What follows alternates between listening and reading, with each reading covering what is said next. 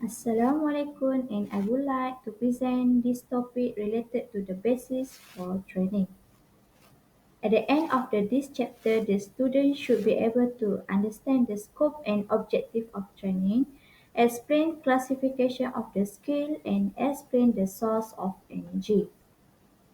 Prioritization is a process of dividing the annual plan into the small phases of training in order to allow a program to be set into more manageable segments and to ensure a correct picking for the main sport of the year.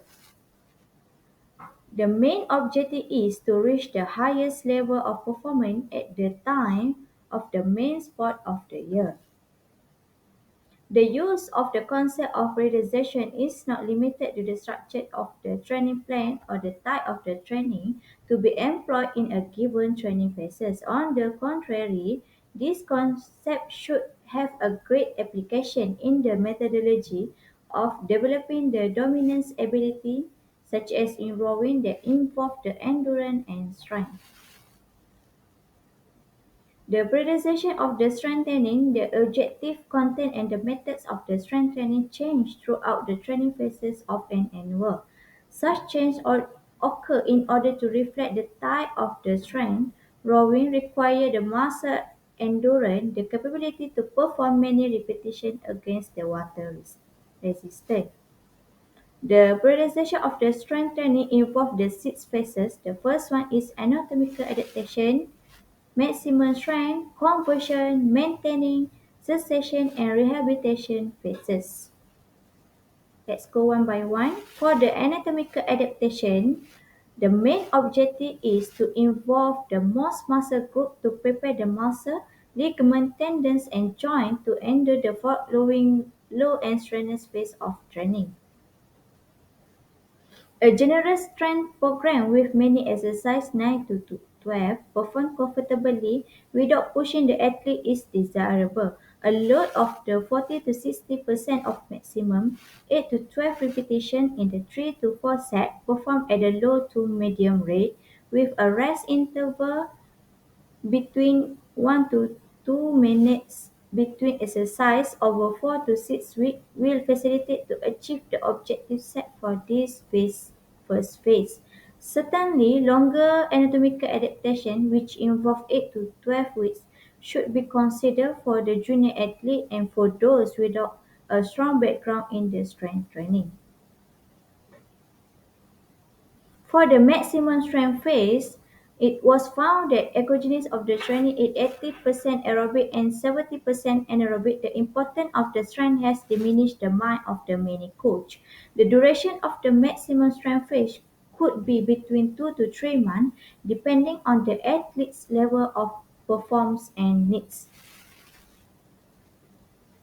For the conversion phase, gain in the maximum strength has to be converted into the muscular endurance. This type of the strength is dominant in rowing. For example, during these 2 to 4 months, the athlete will be exposed to a training program through which progressively they will be able to perform the tens and even hundreds of the repetition against the standard load. The maintenance phase involved in the through some form of the length training, otherwise the training will occur and the benefit maximum strength and especially muscular endurance will fade away progressively. The training program dedicated to the maintenance of the strength will address the weakest link in the area of the strength. Frequency could be organized 2 to 3 times per week, consist elements of the maximum strength, muscular endurance or a given ratio between the two. The volume, in either case, it has to be of the short duration and planned in such a way as to avoid the unrealistically tight athlete's energy store. Prior to 5 to 7 days to the main competition of the year, the strength training is end, so all the energies are saved for the accomplishment of the good performance. This is involved in the cessation phase and rehabilitation phase complete the annual plan and coincide with the transition phase from the present to the next annual plan. While the objective of the transition are through the active rest to remove the fatigue and replenish the exhausted energy, the goal of the rehabilitation are more complex. For example, for an injured athlete, this phase of the relaxation also means that to rehab and restore the injured muscle, tendon, muscle attachment, and joint and should be performed by specialized personnel. The second is involved in the prioritization of the endurance training. During an annual plan of the training, the development of the endurance is achieved in the several phases. Consider it as a reference an annual plan with one of the main sports, such as Olympic Games. Endurance training is accomplished in the three main phases. The first one is aerobic endurance. Develop the foundation of the specific endurance and the specific endurance. Each of the suggested phases has its own training objective. Aerobic endurance is developed throughout the transition and the long preparatory period, which involves 4 to 6 months. The whole program has to be based on a high volume of the training. The main scope of the development of aerobic endurance is to build endurance foundation and to increase to the highest level possible the athlete working system that involve the cardiorespiratory system. The development of the foundation for the specific endurance has an extremely important role in achieving the objective set for endurance training. Throughout the D phase, a representation of the transition from aerobic endurance to an endurance program has the mirror of the ecogenesis of the athlete. The aerobic anaerobic ratio expressed in percentage. Some elements of the anaerobic training are introduced, although the dominant training methods are uniform, alternative long and medium distance interval training. Specific endurance coincide with the sport season. The selection of appropriate method should reflect the ecogenesis of the sport, its ratio being calculated per week. 3 to 5% anaerobic lactic, 8 to 12% anaerobic lactic, and the balanced aerobic endurance. The alteration of the various types of intensity should facilitate a good recovery between training sessions, thus leading to a good peak for the final competition. The source of energy is important that professional athletes must eat many calories each day. Consequently, they can be led with the quality of their diet.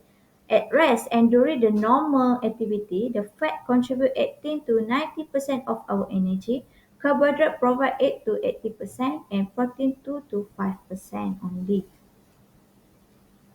During the exercise, there are four major endogenous sources of the energy. The first one is muscle carbohydrate store in the muscle, blood sugar in the blood fatty acid, and intramuscular triglycerol in the liver.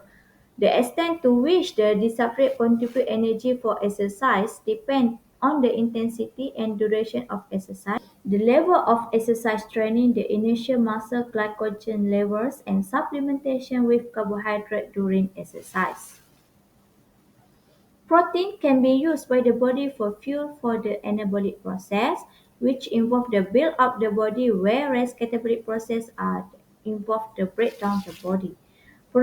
Protein is used as energy source if the calories are sufficient. However, with a sufficient calorie, the breakdown of amino acid contribute only minimally to the total amount of energy used by working muscle. When a person begins a moderate endurance exercise program, they initially lose more protein than they ingest that corrects itself within 2 to 3 weeks without dietary intervention. In order to promote the in muscle size hypertrophy and increase in strength, it is absolute requirement that the athlete be in positive nitrogen status. Ingesting more protein than needed, however, does not lead to increased protein synthesis over a certain level, and too much protein can result in dehydration, loss of the urinary calcium, stress on the kidney. The recommended protein intake is 0 to 0.8 to 2 gram protein per kilogram body weight per day, or 12 to 20% of the total energy intake.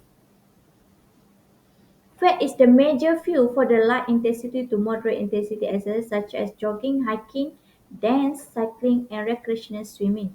Half of the energy for this activity comes from aerobic, using the oxygen breakdown of the muscle sugar store glycogen, and the other half comes from the circulating blood sugar and fatty acid.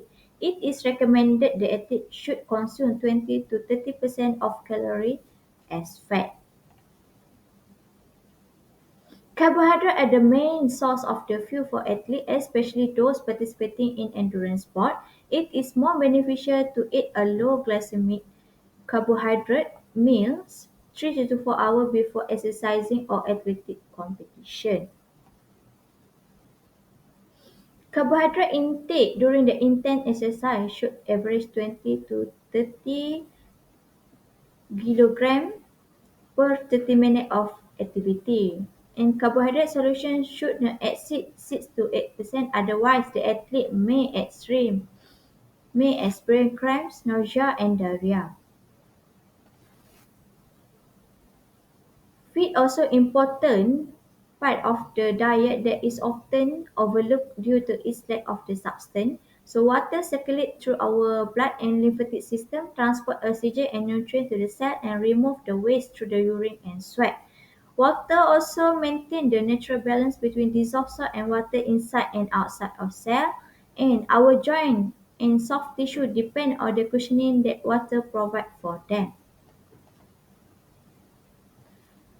Vitamin and mineral during the strenuous exercise can produce the free radical that cause damage to all of our cells, and antioxidant all decrease for the free radical damage, improve the recovery time, decrease muscle damage and help with the immune response. Athletes are at the risk for developing some common nutrient deficiency or health problems include the increase of the energy metabolism with the athlete create a need for the more of the B vitamin that serve as a helper in the energy production cycle.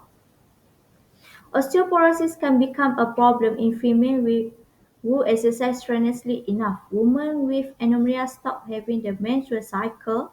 Low estrogen associated with this can inhibit calcium absorption from the gut. So that's all from me. Thank you.